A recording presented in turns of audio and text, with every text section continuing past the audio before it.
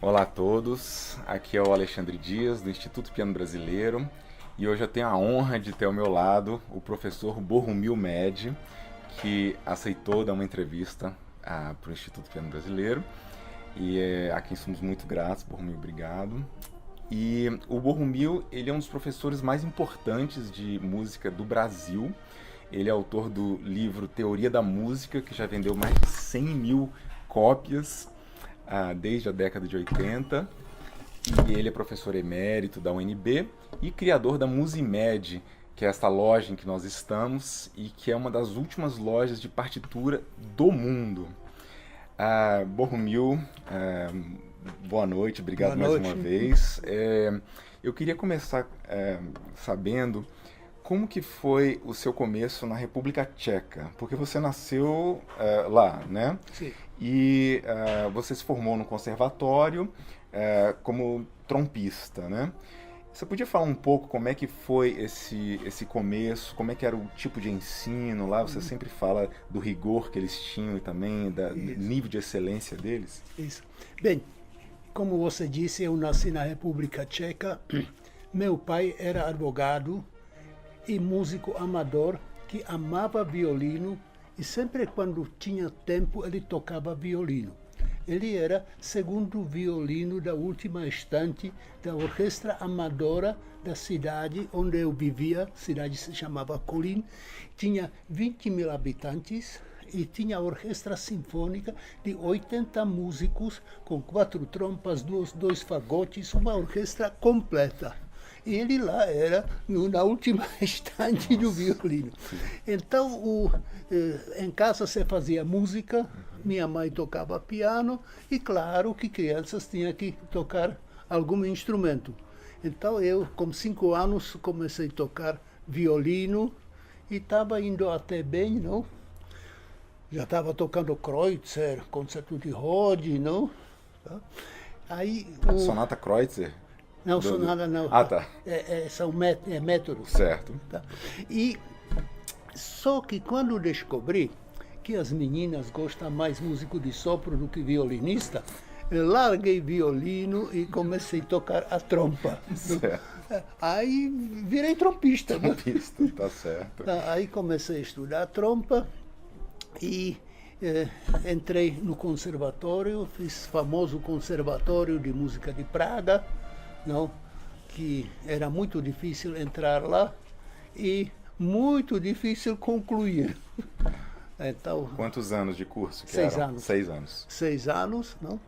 Aí consegui me formar e depois da formatura eu tinha que cumprir a obrigação patriota e servir ao exército tcheco. Então fiz 2 anos do serviço militar. Por sorte foi na banda militar, então pelo menos podia continuar a tocar minha trompa, não? Depois terminei e fui contratado numa cidade perto do Brno, na época se chamava Gottwaldorf. Ela tinha a orquestra sinfônica completa, 100 músicos, não? E eu fui contratado como primeira trompa. Toquei lá 3 anos, mas eu queria sair por vários motivos, não? E apareceu em Praga o Karabchevsky procurando os músicos, fazendo concurso. Ele viajou vários países na Europa selecionando e então fez também concurso em Praga. Eu participei e fui contratado. Aí, isso foi na década de 68, 68, né? 68. Mas eu só queria voltar um pouquinho em relação ao ensino lá no Conservatório de Praga. Eu me lembro de você falando nas aulas que lá eles exigiam, por exemplo, que os músicos soubessem fazer uma redução de grade orquestral no piano, independente de ser pianista. Exatamente. E você, como trompista, teve que aprender isso. Teve. Uma das matérias obrigatórias para todos os alunos do conservatório, incluindo os bailarinos, porque lá tinha departamento do balé, era tocar piano. Bem, eu não gostava piano, não diga para ninguém, mas matava aulas. Não. Bem, mas o básico a gente aprende, não? E essa matéria também obrigatória para todos os instrumentistas era redução de partitura de orquestra para piano. Bem, confesso que foi horrível, não? Os dedos, etc. Tinha que ler vários sistemas ao mesmo tempo. Vários sistemas, partitura completa. Começava com quinteto de sopros, quarteto de cordas, Certo. depois foi qualquer Haydn, Mozart, não? E Até chegar em Mahler. não, Mahler não não. chegou, não. Tá. Mas chegou as partituras mais complexas, não? As sinfonias de Brahms, etc. Claro. Não, quer dizer, não foi grande coisa, mas a gente conseguiu, não? Entendi. Agora é importante, não? Porque você aprende a analisar as partituras até o último detalhe, não só do ponto de vista estrutural, primeiro tema, segundo tema, etc., como também a sonoridade desses temas. Então, E você falou que foi em 68, ou seja, esse ano completam-se 50 anos que você está no Brasil. 50 anos. Fantástico. O presidente brasileiro não me mandou telegrama, não me cumprimentou, estou frustrado. Mas você já recebeu muitas homenagens, né? Então, certamente nós músicos somos muito gratos a você, Borromil.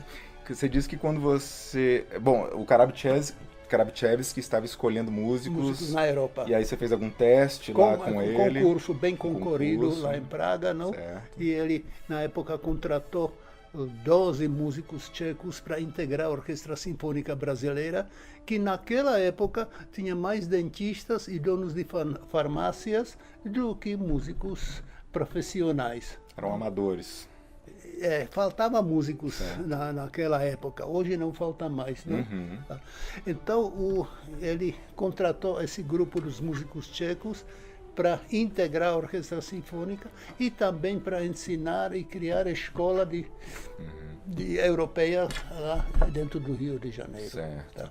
Então, quando você foi para o Rio, você já foi como professor também? Também. Professor de teoria e trompa? Não, principalmente trompa. A teoria foi o acidente. Não sei se já te contei a história da teoria. Eu estava dando aula no Instituto Vila Lobos, atualmente Unirio, não? E já tinha muitos alunos, todas as tardes estavam lotadas, não, de trompa, não? E muitos militares que estudavam comigo, músicos, inclusive do Teatro Municipal, tinha vários alunos. E uma tarde, eu estava saindo, 6 horas, terminou meu horário, estava saindo, e na porta estava o diretor Reginaldo Carvalho, não sei se você se lembra, compositor, não? Aí perguntou, bom, você vai para onde? Eu vou para casa. Você não vai para casa. Não. Por quê? O que houve? Não, aconteceu que um professor está faltando, eu tenho uma turma com, não sei, 40 alunos, não? Eu tenho que cobrir essa turma, aí vai ser você.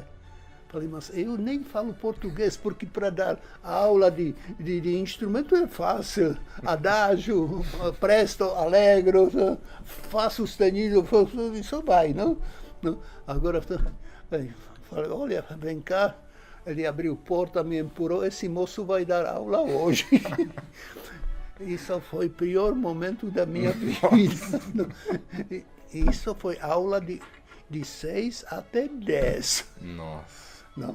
Uma prova de fogo ali, então. Bem, aí eu, naquele desespero, começava a lembrar o que o professor da matéria dizia, não, isso que eu não era capaz de traduzir para português. Então foi horrível, foi uma noite horrível, não?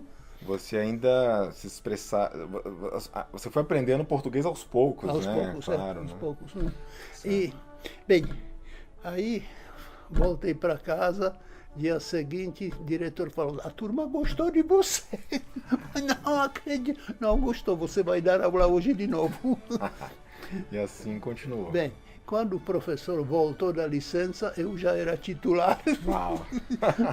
Aí ficou no lugar dele. Fiquei no lugar, aí tinha que aprender, como se diz, semibreve, mínima em português, porque eu sabia na minha língua, sabia em alemão e outras línguas. Não?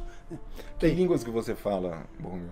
Não, eu estudava sempre alemão. Alemão, tcheco e português. E agora português, certo. né? E aí esses foram os primórdios, então, do seu livro de teoria. Exatamente. O que eu descobri? Quando fui lá nas livrarias do Rio de Janeiro, descobri que tem Maria Luisa Prioli e tem mais um outro livro. E quando comecei a folhear, eu não gostei do livro. Então, comecei a lembrar meus livros, escrevi para meu pai, ele me mandou meu material do conservatório, não? E eu montei as apostilas e montei tipo audiovisual com slides, projetando slides, não? Aí isso foi base do futuro livro de teoria. Certo. Não, aí, você tirava xerox e distribuía para os alunos. Sim, né? Tipo apostila, né? Aí de uma apostila de poucas páginas cresceu, acrescentava isso, tá? Até chegar à versão atual, depois de 880, quantos anos? É de 1980, 38 anos. 38 anos. Aí então essa aqui seria a primeira... Não, a primeira é essa. Ah, sim, claro, teoria da música. Então essa foi a primeira versão, né? Primeira versão depois das apostilas. Depois das apostilas. Isso seria 1980, né? Isso aconteceu o seguinte, quando foi chamado para a UNB, não? Eu rodava aquelas apostilas todo semestre, mas era aquelas apostilas que cheirava a álcool, você se lembra, mimeógrafo, mas aquele azul, sim. Não, fedia. Aí no começo de todo o semestre tinha que rodar todas as apostilas, não? Aí falei, não, vamos ver se a gente edita, não? Então foi para São Paulo, olha, eu tenho meu trabalho aqui, alguém quer editar? Ninguém queria. Nós temos nossos livros, não. Hoje estou arrependido. Bem, aí quem editou foi Vitor Alegria, da editora Tesauros aqui de Brasília, sim. Não? Que apostou, não? E fez primeira edição. Aí depois o livro cresceu, ganhou uma revisão ampliada, né? Sim, só que o Vitor era muito amigo, mas péssimo comerciante. E ele editou, tinha lançamento, aliás, o lançamento foi engraçado, não? Foi marcado a uma noite qualquer, lançamento, e convidados, salgadinhos, músicos tocando Cadê Livro? O livro não estava. Não tinha chegado. Não, eu desesperado, telefonando. Não. Já está colando, já vai sair. Nossa. Bem, final da história tinha lançamento sem livro. Isso era o problema daquela editora, não? Aí, tudo bem, finalmente saiu e 2 meses depois eu fui lá na editora, como está vendendo muito, ainda não vendemos nada. Então vamos tem fazer o seguinte. Tem alguma coisa de errado, né? Tá. Eu vou levar alguns livros e eu vou vender. Aí comecei a andar para alunos, na escola de música. Nessa época não existia Musimed ainda. Não. Embaixo de lá, compra meu livrinho, eu escrevi um livrinho, é muito bom. Não? Aí comecei a vender meus livros. Não? E quando a primeira edição esgotou, inclusive estava com muitas falhas gráficas, falei, para fazer mal feito, posso fazer sozinho, não? Eu vou abrir uma editora e aprendi a editar os livros. Editei, fiz, essa edição já é Musimed, viu? Certo. Musimed, aí depois... E depois, recentemente, nesse ano... fizemos... O livro ganhou uma nova versão, né? A 5ª edição totalmente refeita, inclusive conteúdo ampliado, não? Feito tudo no computador. Aqui tem muita coisa escrita na mão, eu copiando. Sim. Você sabe, não? Agora não, agora já é, se Deus quiser, última edição, não quero mais. Você foi tornando mais profissional a edição, né? Bom, então, aproveitando que você mencionou... Bom, dessa época da USB, você se lembra de algum concerto que você gostou especialmente? Algum solista que vocês acompanharam? Sim. Algum maestro convidado que você gostou? Poderia falar um pouco? Olha, o Isaac Stern fez vários concertos lá. O violinista Isaac violinista famoso.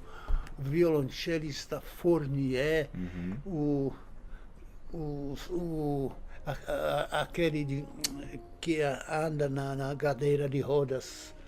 Ah, sim, o Isaac Perlman. Fantástico, fantástico. São aquelas apresentações que você não esquece, não? Certo. E grandes maestros, não? Tinha vários concertos com Elazar Carvalho. Sim, esse é considerado o maior brasileiro, né? Bem, eu não gostava muito, não. Não gostava. Tinha mania, 1, 2, 3, 1, 2, 3, 1, 2, 3. Durante o concerto, né? Também. Também. Bem, então não era bem no meu estilo, mas ele era famoso, tá bom, já tá famoso, não? Certo. Ele gostava Richard Strauss, não? Aquelas obras bombásticas, Sim, não? sim. Só que ele fazia por a casca bonita e por dentro deixava sujeira. É mesmo? Bem, Você quer dizer que ele não ensaiava cada minúcia? não. E tinha muito sucesso, Certo. porque, como dizia o pai do Mozart para Mozart, 90% do público não entende nada e vai aplaudir de qualquer jeito. Mais ou menos isso. Mas tem que tocar também para os que entendem, né? Então... Bem, então foi Elazar Carvalho.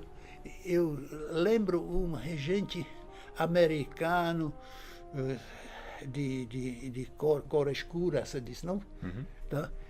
Jim Dixon, que ele regeu a Sinfonia de Dvorak, Novo Mundo, que eu conhecia de cor, de trás para frente, mas nunca vi interpretação igual, ele, americano, fazendo música tcheca, daquela maneira, não? O segundo movimento dele lembro até hoje, não?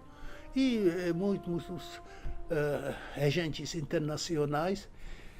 Certo. Então, nessa época, a nível da orquestra já era bem razoável, não? Então, poderia ter os regentes convidados de bom nível e solistas muito bom nível. Certo. E aí aconteceu um convite vindo de Brasília, né? Quando que foi que você foi convidado para dar aulas na UNB? 74. 74, exatamente terminava meu contrato na orquestra.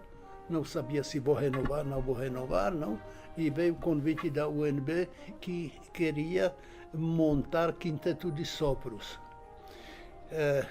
Não sei se você se lembra a história da UNB, no ano mais ou menos 70, 68, na UNB professores eram todos compositores, daquela linha super moderna, não? O Cláudio Santoro era dessa época, não? Não, era antes. Ah, antes, ok. Era depois antes. que Depois teve... do Santoro entrou a turma de quebrar cadeiras, botar fogo no piano para ver que som vai dar. Isso era concerto. Não? E colocar espelho no auditório para ver o reflexo dessas lambaretas, como se chama? Labaredas. Labaredas, não? Você presenciou um piano pegando fogo, então? Não. Ah, tá. Não, eu cheguei depois. Bem, aí então o reitor queria fechar o departamento de música, porque chegou ao limite insuportável. E chamou o professor Orlando Leite de Fortaleza como executor para fechar o departamento de música. Mas Orlando Leite falou, não, eu não vou fechar, eu vou renovar esse departamento. E conseguiu o reitor deu carta branca, ele trouxe quarteto de cordas, chegou o Moisés na época, não? E um ano depois ele trouxe músicos para formar quinteto de sopros e o departamento mudou a sua estrutura, virou o departamento onde se fazia música e nos moldes mais tradicionais. Tradicionais, não? E aí, então, você veio como professor de trompa e de teoria, matérias isso, teóricas, porque né? cada professor do instrumento tinha que dar alguma matéria teórica. Certo. E aí você, então, teve muitos alunos de trompa nessa época, né? E aí começou a dar aulas do que era a disciplina Introdução à Música, né? Sim, na época se chamava Introdução à Música. Introdução à Música. E Você podia falar um pouco dessa época? Bom, eu fui seu aluno, né? Eu participei de uma das últimas turmas que você deu aula. E uma característica sua muito marcante é que você sempre foi muito estrito, né? Você sempre exigiu a excelência dos alunos, né? Mas ao mesmo tempo, enquanto que por um lado era quase amedrontador para os alunos, eu vi mais de uma vez alunos chorando, você deve ter visto várias vezes, né? Você é muito fanfarrão, você faz piadas sempre engraçadíssimas. Então esses dois lados são muito curiosos, Borromil. Como é que você colocava isso como professor? Veja, universidade é curso superior que tem que formar os virtuosos músicos de orquestra e professores do alto nível. O problema é que antigamente não existia prova específica, então entrava a pessoa que não sabia o que é dó. Claro que isso brecava qualquer projeto que você queria implantar, não sobre alto nível de interpretação, etc. Depois que nós conseguimos prova específica, muito simples, mas pelo menos entrava a pessoa que já sabia alguma coisa, você já podia exigir mais. Certo. Bem, isso você lembra quanto que foi a prova específica do UNB? Foi já depois da década de 80? Assim? Sim. Então demorou alguns anos, né? Demorou, não? Ok. A universidade tem que preparar o seu aluno para ele sobreviver da profissão que ele escolheu. Eu sei o que músico precisa para sobreviver. E eu ensinava isso e exigia isso. A matéria se chamava, tinha nome infeliz, Introdução à Música, que não era nada de introdução. Não, dificílima. Foi uma das matérias mais difíceis que eu já fiz na UNB. Só que era aberta para qualquer curso. Então, no primeiro dia de aula, apareceram lá da agronomia, apareceram lá qualquer um que queria ganhar crédito. E eu avisava, curso é assim assado, não? É para músicos profissionais. Eu entrei. Bem, você entrou, você foi mal informado, mas a culpa não é minha, nem daqueles alunos que querem aprender mesmo. Não? Bem, vocês estão bem-vindos, desejo muita sorte, mas 2 semanas depois a turma tinha metade dos alunos. Não, porque não era para eles. Não? Em M2, isso acontecia talvez mais forte também, né? Bem, então você forma músico profissional. Você tem só 2 semestres, antigamente tinha 4, reduziram para 2 semestres, são 3 aulas por semana, é muita matéria para pouco tempo, e você tem que correr com matéria. Você ou estuda ou cai fora. Eu sempre dizia, se você não quer estudar, vai ter concurso no Banco do Brasil, lá é mais fácil, lá você pode carimbar cheques em tempo binário 1, 2, 1, ou ternário 1, 2, 3, 1, 2, 3, não? Mas aqui você vai estudar, tá? E aqueles que tinham interesse de aprender, não, aprenderam. Eu acho que você reprovou muita gente, né? Mas eu via também que você não gostava de reprovar os alunos. Você sentia assim uma... Não. Veja, professor para reprovar aluno tem que ter muita coragem. Tem que ser honesto como aluno, porque não adianta aprovar alguém que não assimilou conteúdo que vai precisar nas próximas matérias. Se você não aprendeu a formação dos acordes, vai fazer a harmonia como? Não vai. Bem, e como sistema que muita gente não gostou, de provas diárias, tanto escritas como práticas, cada um sabia como está a posição dele, e no fim do semestre todo mundo já sabia se vai ser aprovado ou não, porque ele tinha dezenas de notas durante o semestre que ele podia acompanhar, tudo era aberto, não tinha nota escondida, não? Então ele sabia se vai passar ou não, e eu, apesar de reprovar muito, não tinha uma única contestação na reitoria da nota da reprovação, uma única. E esse curso, além da teoria da música, você também ensinava solfejo e ritmo, que são esses outros 2 livros, né? Você podia falar um pouco como é que foi a criação desses livros também? Foi na mesma época Na mesma da época, teoria? paralelo, porque isso é uma matéria só, teoria, solfejo, ritmo. Não? Para solfejar você tem que saber a teoria. Para fazer a divisão certa você tem que ter a base de valores, etc. Não? Então, a matéria básica é teoria da música acompanhada de solfejo, ritmo. Não dá para separar. E no livro de solfejo você criou 2 abordagens, né? Uma seria o solfejo tonal, em que se solfejam números, né? E a outra o solfejo atonal, em que a gente solfeja os intervalos, né? Uma correção. Solfejo tonal eu não inventei. Ele foi inventado no ano 900 pelo Guido de Arezzo, que usou as sílabas do, ré, mi, fá, sol como representante dos graus e não o nome das notas. Então, solfejo tonal tem 1000 anos. Não foi bom, não claro, gostaria, mas não foi. Mas eu não sei como é que isso era comum no ensino brasileiro, talvez não fosse muito comum? Ou... Não, no ensino brasileiro não era comum, porque o nome do, ré, mi, fá, sol erradamente foi transformado em nome das notas. Você sabe que nos Estados Unidos, Alemanha e muitos países, o nome das notas continua C, D, E, F, nome original, que tem origem na antiga Grécia.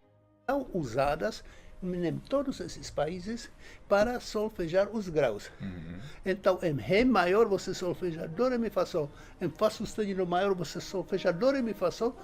Você aprende uma escala maior padrão, não? E aplica ela em qualquer altura. Isso permite que desde a primeira aula você solfeja em todas as armaduras, o que não acontece no solfejo das notas reais, que aparece primeiro o sustenido e vai começar tudo de novo. Aí você optou por números nesse caso, né? Sim.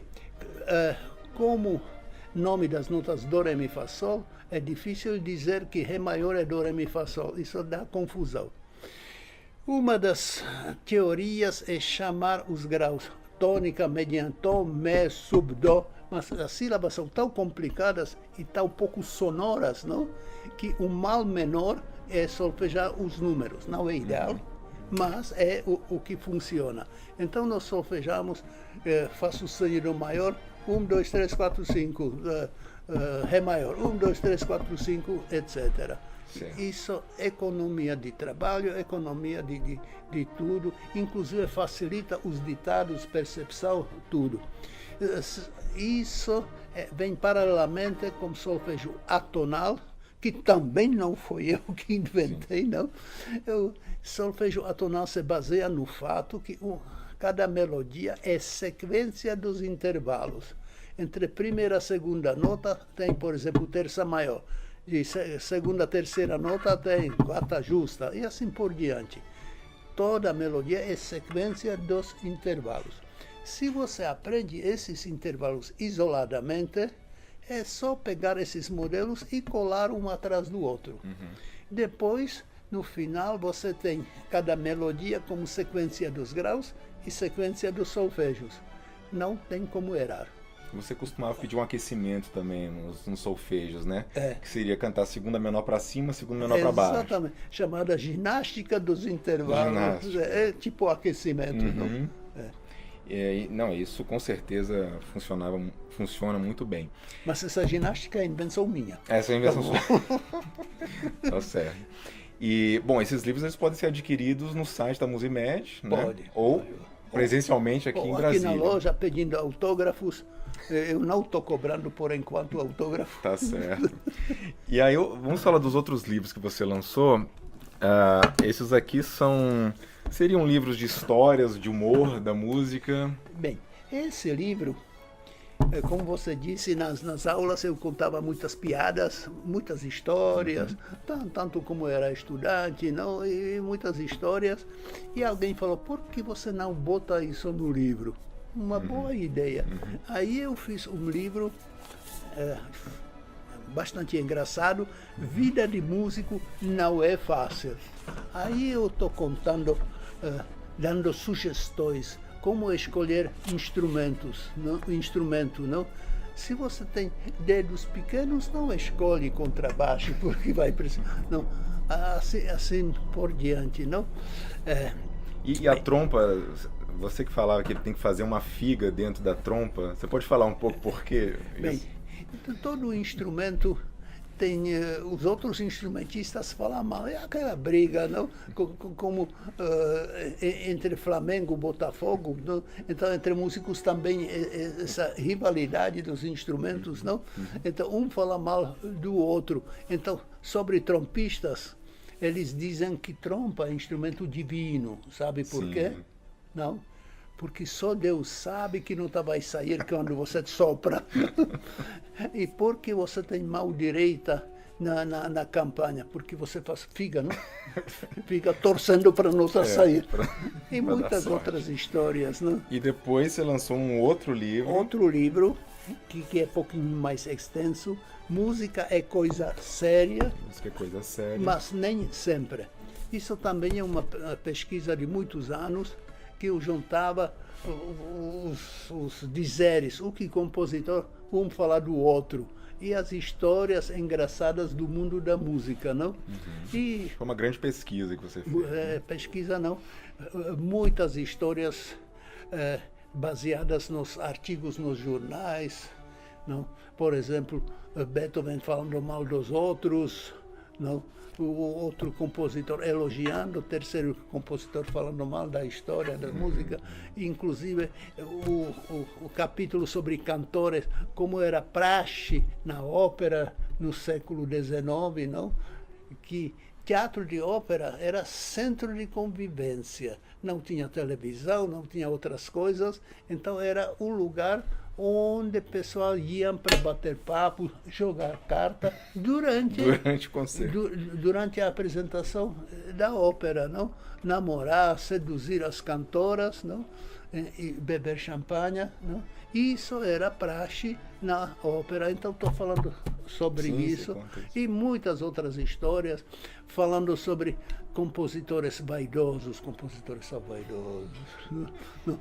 É um compositor tão vaidoso que foi mandado para o inferno, mas nem Lucifer o aguentou ele e mandou ele de volta. E muitas outras histórias. E aproveitando ainda na parte dos livros, tem esse aqui que também é um lançamento relativamente recente, né, do livro de exercícios.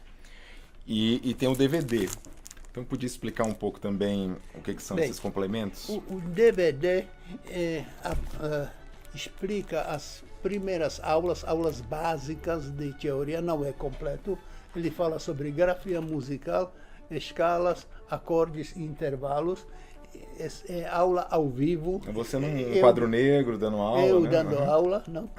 E é destinado para cantores do coro que não querem se aprofundar, mas querem pelo menos aprender a escrever a música, escrever as notas, não? E ter a noção mínima. Então, de uma forma agradável, divertida, tem essa introdução à teoria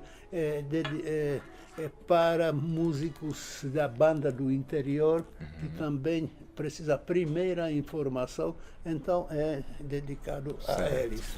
E esse aqui? Você sabe que para tocar um instrumento não adianta decorar dedilhado, você tem que praticar. Além de decorar, você tem que fazer horas no piano, dedo vai para cá, até sair automaticamente sem pensar. Mesma coisa na teoria. Não adianta decorar uma regrinha e esquecer uma semana depois da prova. Para você não esquecer, você tem que fazer exercícios e praticar isso. Aí esse livro apresenta muitos exercícios, para cada capítulo de teoria tem exercício. Tem 500 quartas justas. Eu me lembro que na primeira aula você dizia, se você ainda tem alguma dificuldade com notas, com nome de nota, pega 20 páginas em clave de sol, e escreve todas elas, e depois 20 páginas em clave de fá, até é o único caminho. É o único caminho como fixar. Tá? Fazendo exercícios, não? Quem quer aprender, faça. Quem não quer... Então, aproveitando que a gente está aqui na Musimed, eu queria que você explicasse como é que foi o começo desse grande projeto, dessa loja, que começou em outro lugar, né, lá no CONIC, né, e depois veio aqui para Asa Sul. E como é que foi, que ano, como é que surgiu isso? Não, começou, como eu já falei, com necessidade de editar minha teoria solfégio-ritmo, que não aguentava mais rodar as apostilas. A primeira experiência com o primeiro editor foi, apesar de grande amigo meu, comercialmente não foi boa, então eu resolvi que vou abrir a firma. Essa firma começou lá na minha sala, na minha casa, não? Com pacotes de livro embaixo da mesa, embaixo da cama, no quarto de dormir. Não? Aí eu mandava as cartinhas para meus amigos, compra pelo reembolso postal. Não? E depois, quando começou a funcionar, os amigos da UNB falaram: você não quer pegar meu livro também? Não é de música, não, mas já que está vendendo 3 livros, vende mais um. Aí, de repente, o acervo... Criou um catálogo virou catálogo e já era difícil de administrar da minha sala. E, inclusive, eu fazia pacotes, eu levava para correio, não preenchia aqueles formulários. Não? Então, era necessário abrir uma firma... Um espaço físico, né? Um espaço físico, contratar o contador, pagar aluguel e contratar a secretária. Só que isso tem custo, isso alguém tem que pagar. Para isso você procura mais livros para vender, aumentar o catálogo para pagar despesas, não? Então a Musimed surgiu como uma editora dos seus próprios livros, meus próprios livros. Depois você foi agregando outros livros de amigos, professores, colegas.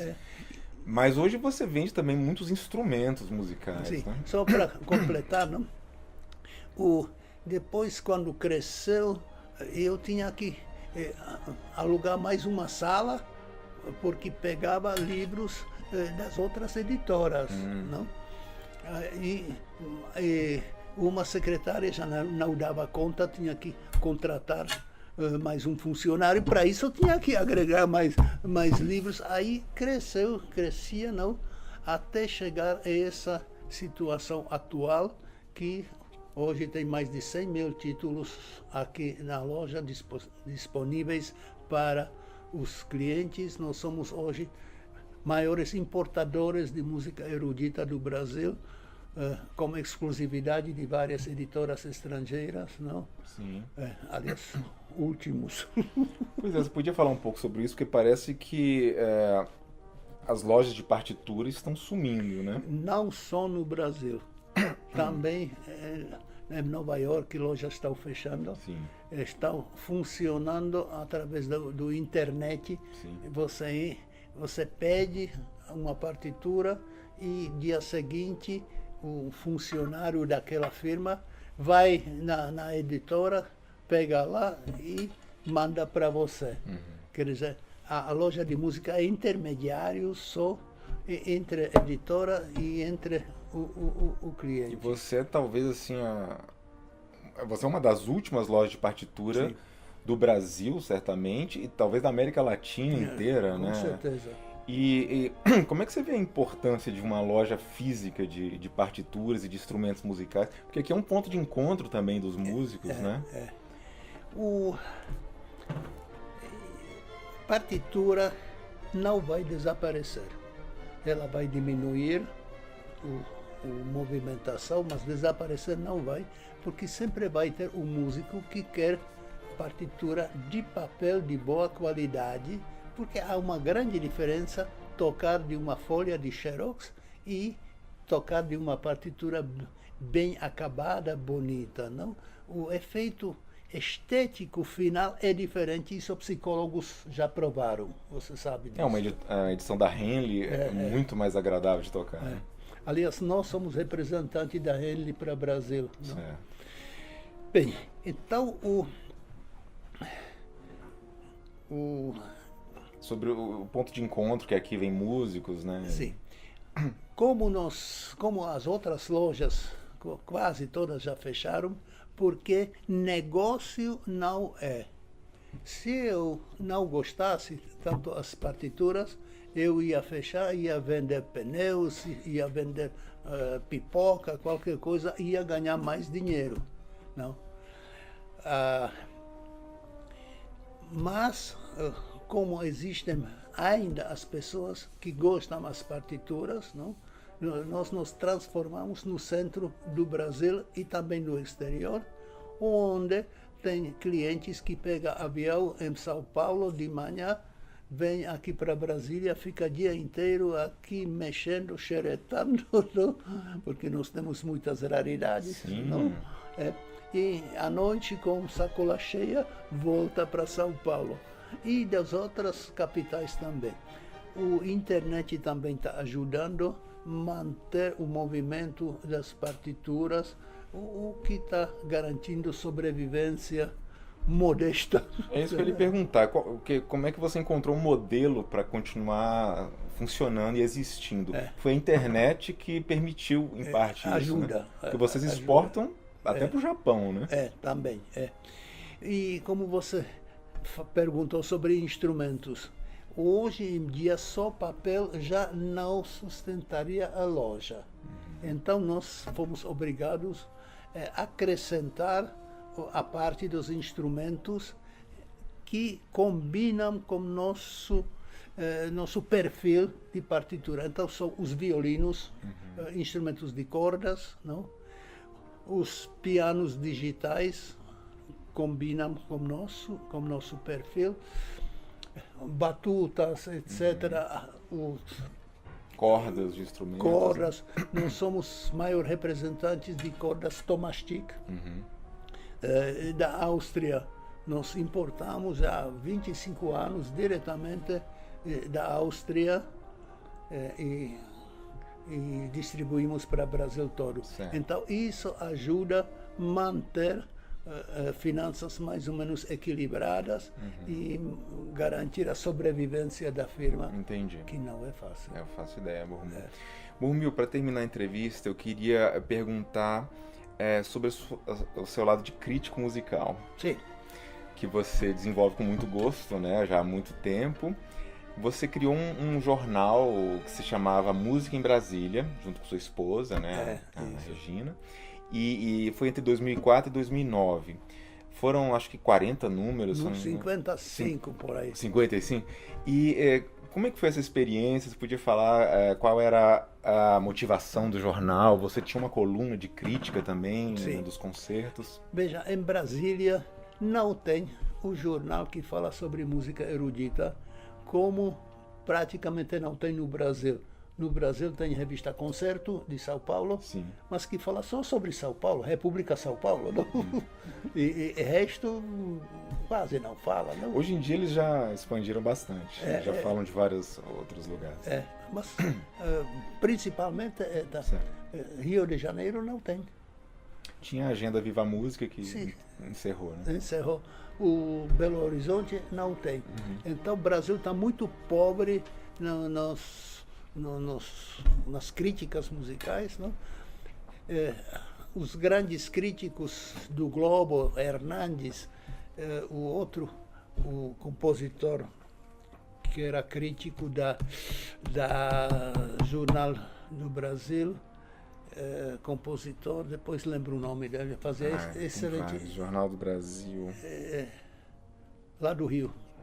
Ronaldo Miranda? Ronaldo Miranda. Era excelente crítico, não? Mas também acabou essa coluna de crítica. Então não tem mais críticos, praticamente não tem mais críticos no Brasil. Quando chega um artista em Brasília, toca aqui e pergunta: que jornal vai sair crítica? Nós falamos, aqui não tem crítica. Então isso foi um dos motivos que nós tentamos criar um jornal Música em Brasília, comentando os acontecimentos musicais em Brasília e completando com entrevista. Nós entrevistamos muitos. Cada edição tinha uma longa entrevista. Inclusive Karapchevsky deu entrevista, não? Emílio de César e tinha muitas entrevistas, não? Neuza França. E o maestro do Rio, Depois lembro. Então, a gente estava levando esse jornal, mas ele tem preço. Então, eu pedi o apoio do GDF, o FAC. Fundo de Amparo à Cultura. Eu consegui, um ano me deram, sei lá, R$8.000, não, para um ano inteiro. A prestação de contas era tão complicada, mas tudo bem, eu consegui. Ano seguinte me deram mais uma vez R$10.000. E R$10.000 por mês, ou não, por ano por inteiro? Por ano, que pouco, não pagava quase nada. Né? E terceiro ano eu recebi parecer que esse jornal não é de interesse cultural de Brasília. Nossa. Bem, aí a gente ainda tentou subvencionar, pagando. E você mesmo que fazia distribuição, né? Eu me lembro sempre, depois de cada concerto, o Borromil com um monte de jornal. Já pegou jornalzinho? É totalmente amador, não? E lá realmente tinha coluna de crítica musical, onde eu escrevia o que acho. E hoje você tem uma coluna no Facebook, né? Que às vezes eu falo o que eu acho, mas eu já não sou tão frequente. Então não é. Antigamente era todo concerto, eu estava lá, 2, 3 concertos por semana, eu estava presente. Hoje já não tenho mais nem paciência. Então, você mencionou que sobre o cenário cultural, né? Você só podia comentar o que você acha que poderia mudar para melhor em relação à divulgação da música de concerto e da produção da música de concerto no Brasil? Bem, primeiro passo, o Correio Brasiliense tem que instituir ou voltar a ter coluna crítica musical. Não é só dizer que vai acontecer, nem isso eles às vezes fazem, não? Eles dão maior atenção para um roqueiro que começou a tocar ontem e não dar atenção quando chega um artista que tem 30 anos de estrada, é famoso no exterior, no Brasil. Esse não merece a atenção do jornal, não. Então, minha crítica, sempre falo para quem quer ouvir, é que nível cultural em relação à música erudita do Correio Brasiliense é muito baixo, deixa de desejar. Em relação a outras cidades, você sentiria isso também? Também. Precisaria ter uma coluna específica para... Sim, toda cidade, menor que seja na Europa, tem seu 1 ou 2 críticos musicais que, terminando o concerto, à noite eles escrevem, dia seguinte está no jornal. Tá? Pode ser melhor ou pior, mas tem crítica musical. Aqui não tem. A capital do país de 220 milhões de habitantes não tem crítica musical. Eu acho uma vergonha. Bem, e só para terminar, então, você tem... qual é o seu projeto futuro? Eu sei que você está fazendo uma nova versão do livro de solfejos. Não, só para terminar, veja, a Brasília tem alguns pontos positivos, que é a Casa Thomas Jefferson, que está fazendo ótimo trabalho, não? Tem uma série semanal de música de câmara ou solo. De bom nível, não? Muito bem organizado. Não? Nossa orquestra pode duvidar ou discutir certos detalhes, não? Mas que ela continua a se apresentar regularmente, isso é muito positivo. E vamos torcer para continuar assim. E ininterruptamente desde o Cláudio Santoro. Né? Inclusive, eu fui fundador dessa orquestra.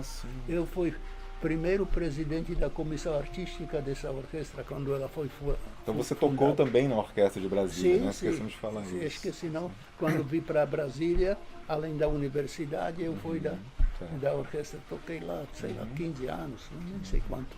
Né? Bem, então a orquestra é ponto positivo. A escola de música poderia produzir mais. Tá? Madrigal, agora com nova direção, esperamos que que vai para frente. Né? O UNB também está devagar. O UNB até hoje não tem orquestra fixa, como a maioria das universidades tem, orquestra universitária, não? Então o UNB não tem, no fim do semestre, juntam alunos para fazer uma apresentação, mas isso não é suficiente, porque aluno aprende a tocar onde? Na orquestra. Se a universidade não tem orquestra, o ensino não está completo. Tá? Bem, e sobre os projetos futuros? Eu sei que você está preparando uma nova versão do livro de solfejo. Esse livro de solfejo, na verdade, é apostila editada. E esse livro é muito bom para acompanhar aula, mas não é bom para professor que não assistiu às minhas aulas. Então eu resolvi, nesse movimento de renovação, renovei a teoria. Então agora, ao invés do solfejo renovar, completar os exemplos musicais com a explicação como fazer bem detalhado o que falava nas aulas e aumentar o acervo de exercícios. Quer dizer, o livro que tinha 150 páginas, hoje vai ter mais de 500 páginas, não? Bem ampliado, bem explicado, bem documentado, tudo feito no computador, não? E com tópico, um dos tópicos é solfejo cromático, não temperado, onde você aprende a fazer Fá sustenido diferente do Sol bemol. O que pianistas, coitados, não podem fazer. Você sempre teve uma implicância com o piano, né, Borromeu? Não, eu adoro o piano, já que falou mal da trompa. Então tá certo. Não, você sabe qual categoria pertence piano? De categoria de instrumentos de percussão, porque você percute piano, você não toca. Queria ouvir?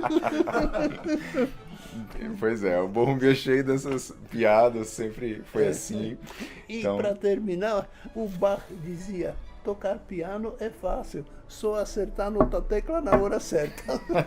Bach isso mesmo. Falava isso. Só colocar os dedos na hora certa, né? Pronto. Tá certo. Muito obrigado mais uma vez, Borromeu. Foi uma honra essa entrevista, ainda mais no ano em que você completa 50 anos aqui no Brasil, né? E eu queria agradecer muito também em nome de todos os músicos por você manter a Musimed, que é um oásis cultural não só para Brasília, mas para o Brasil e para o mundo. Obrigado, Borromeu. Obrigado pelo convite e falei o que queria falar. Ótimo. Obrigado então, pessoal. Deixe seus comentários, se inscrevam no canal e um grande abraço a todos. Tchau.